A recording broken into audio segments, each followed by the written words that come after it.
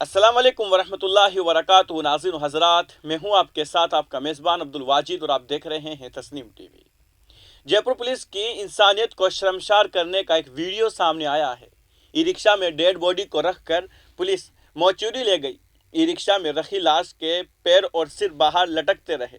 आगे आगे पुलिस चेतक चलती रही। मामला जयपुर के महिला हॉस्पिटल के पास का है। सर्दी से एक शख्स की मौत होने पर इतवार की सुबह लाश को लालकोटी थाना पुलिस ई रिक्शा से एसएमएस हॉस्पिटल ले गई। लालकोटी थाने की चेतक के ड्राइवर करतार सिंह ने बताया, महिला हॉस्पिटल के पास अंडरग्राउंड पार्किंग में एक शख्स मरा हुआ मिला था। सुबह करीब 9:45 बजे खेलने आए बच्चों ने इसकी खबर दी थी।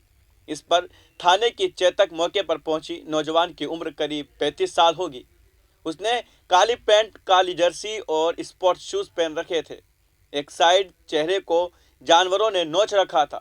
इब्तिदाई तौर पर जांच में नौजवान की मौत सर्दी से होना सामने आया है।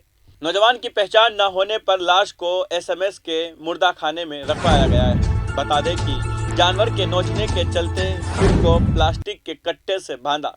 इसके बाद लाश को ई रिक्शा के पायदान पर रख दिया गया। लाश के पैर और सिर बाहर लटकते रहे और उसी हालत में ई रिक्शा लाश को लेकर रवाना हो गया।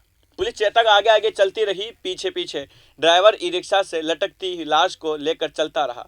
मोचुरी पहुंचने तक उसने करीब 3 किलोमीटर की दूरी तय की और इस दौरान दूसरे वाहनों से बचा कर चलता रहा। ये माजरा देखकर लोग भी हैरान रह गए।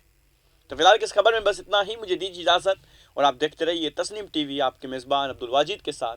अल्लाह हाफिज़।